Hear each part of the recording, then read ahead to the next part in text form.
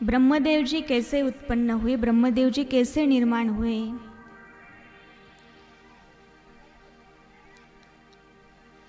सृष्टि में चारों तरफ पानी ही पानी था। एकमात्र भगवान शेष शैया पर विराजमान थे। तो भगवान के नाभि कमल से ब्रह्मा जी प्रकट हो गए। नाभि मतलब बिंबी। भगवान के नाभि कमल से ब्रह्मा जी प्रकट हो गए। ब्रह्मा जी ने चारों तरफ देखा तो ब्रह्मा जी को 4 मुख प्राप्त हो गए। ब्रह्मा जी सोचने लगे मेरा उत्पत्ति करता कौन है। इधर उधर देखने लगे,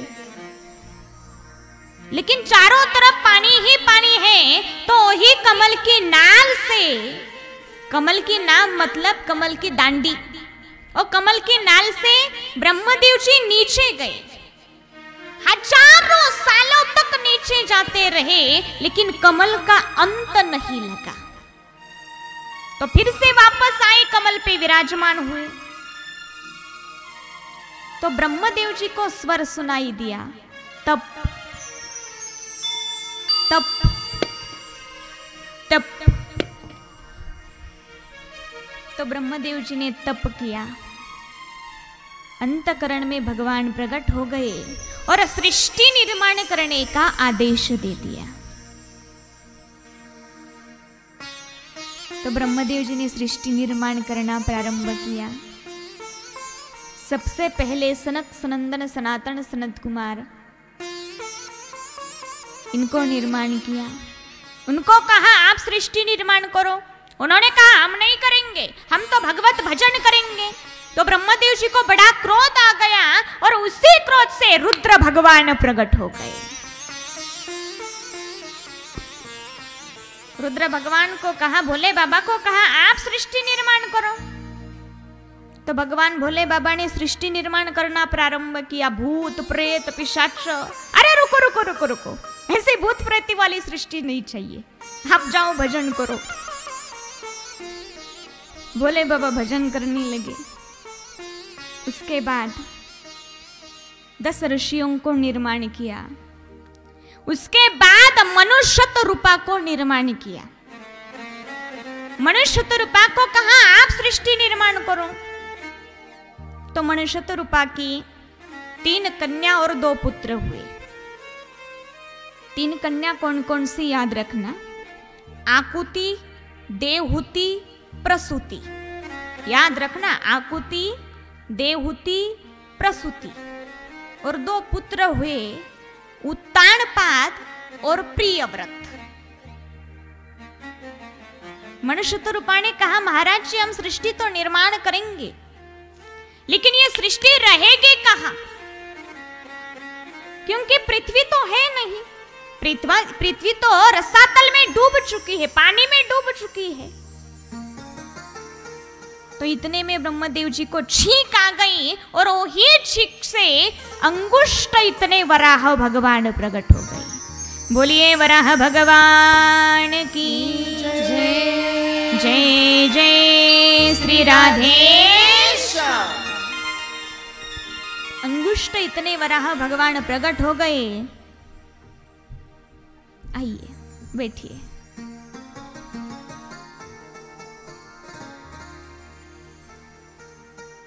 हमारे छोटे से गोपाल भी आए हैं। देखते देखते वराह भगवान ने महान रूप धारण किया और महान रूप धारण करके रसातल में प्रवेश करके अपने दांत पर पृथ्वी को उठा कर ले आए। इतने में हिरण्याक्ष आया। ए वराह मेरे साथ युद्ध कर, ए वराह मेरे साथ युद्ध कर, ए वराह चल मेरे साथ युद्ध कर। तो भगवान ने पृथ्वी को स्थापित कर दिया। हिरण्याक्ष के साथ युद्ध करके हिरण्याक्ष को मार दिया।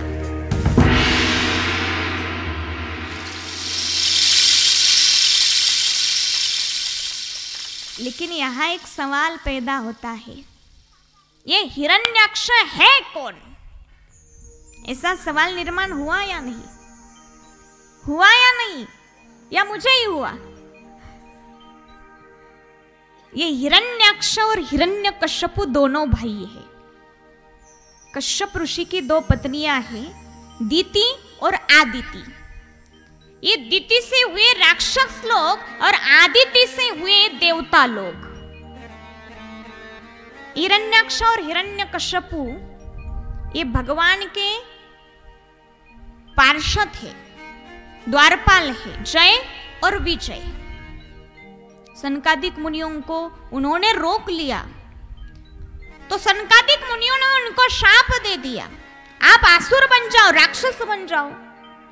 तो उन्होंने 3 जन्म राक्षस के लिए है, आप याद रखना कौन कौन से लिए, बार बार पूछने वाली हूं मैं।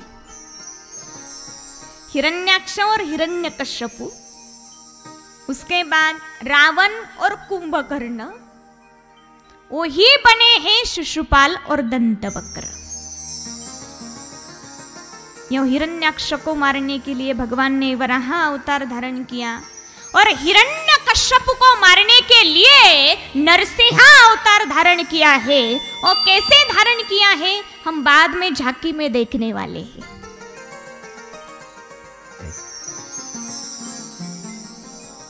तो विदुर जी ने कहा, मैत्रेय मुनि जी, आपने कहा था कि सृष्टि निर्माण करने में मनुष्य रूपा के 3 कन्या और 2 पुत्र हुए, तो उन कन्याओं के बारे में आपने कुछ बताया ही नहीं। उनके वंश में आगे क्या हुआ वो जरा हमें बताइए, वो सुनने का बड़ा मन करता है। तो मैत्रेय मुनि जी कहने लगे, विदुर जी, इस सृष्टि में एक कर्दम मुनि थे। एक कर्दम मुनि ने बहुत बड़ी तपश्चर्या की। तपश्चर्या किस लिए की? अच्छी पत्नी मिलने के लिए। देखो भाई, अच्छी पत्नी मिलने के लिए तपश्चर्या करनी पड़ती है। वो तो बड़े भाग्य की बात होती है, किसी किसी को बिना तपश्चर्या किए मिल जाती है। अब आपकी कितनी तपश्चर्या है आपका अनुभव ही बता सकता है। कई कई लोगों की पत्नियां तो पूछो ही मत। एक पति ने अपने पत्नी से कहा, जाओ फ्रिज साफ करो। वहां लुड़बुड़ कर रही थी, पति ने भगा दिया, जाओ फ्रिज साफ करो। 2 घंटे के बाद फिर से वापस आई।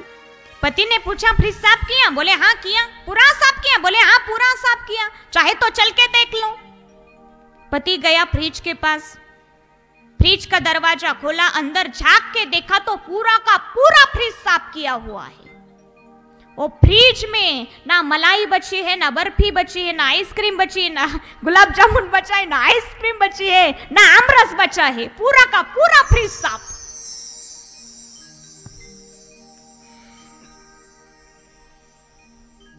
एक डॉक्टर ने पति से कहा, अरे आपके पत्नी का और आपका ब्लड ग्रुप तो एक ही है। उसने कहा, मुझे पता था एक ही होगा। ओ कैसे? आपने तो अभी अभी कहा था कि मैंने कभी ब्लड ग्रुप चेक ही नहीं किया है, पत्नी ने भी नहीं किया है, तो आपको कैसे पता है कि होगा? अरे डॉक्टर साहब, 25 साल हो गए वो मेरा खून चूस रही है, ब्लड ग्रुप तो एक ही होगा ना।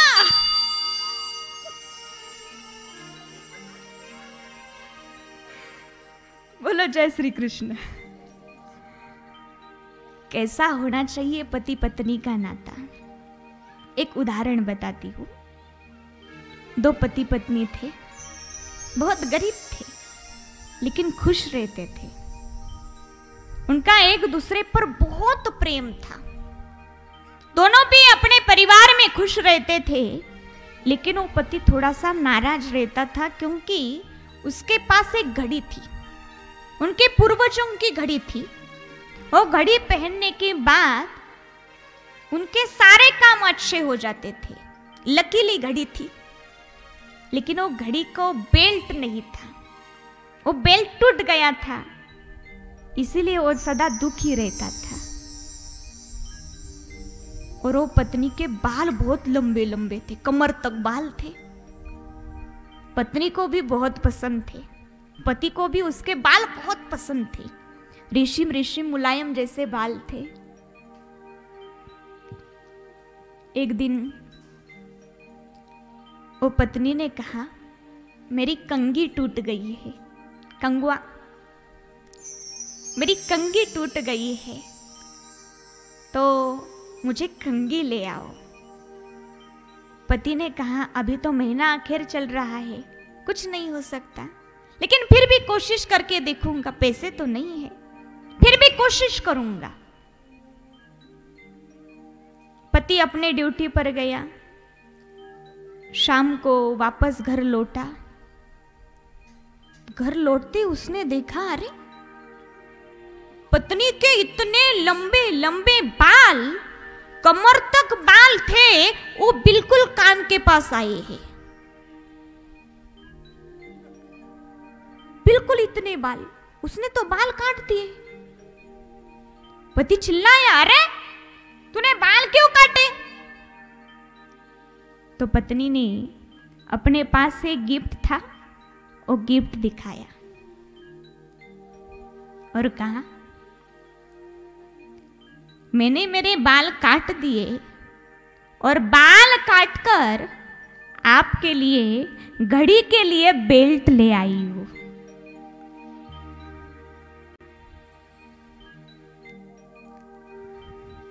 तो पति ने अपने पास से गिफ्ट था, वो गिफ्ट दिखाया और कहा, मैंने भी अपनी घड़ी बेच दी और घड़ी बेचकर आपके लिए कंघी ले आया हूं।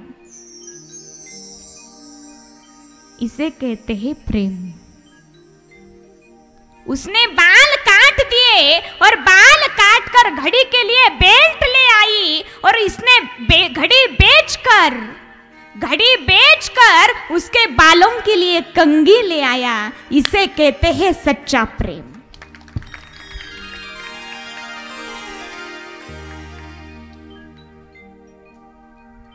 एक पत्नी ने अपने पति के कंधे पर सर रखा और सर रखते हुए कहा, मुझे अपने कंधे पर, आपके कंधे पर कितने दिन तक सर रखने दोगे? कब तक सर रखने दोगे? पति ने कहा, जब तक 4 लोग मुझे कंधा नहीं देते, तब तक ये कंधे पर तुझे सर रखने दूंगा।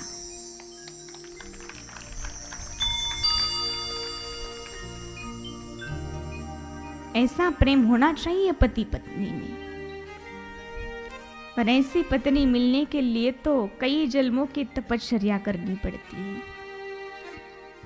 तो करदम जी ने भी तपस्या की अच्छी पत्नी मिलने के लिए। भगवान प्रसन्न हो गए और भगवान कहने लगे,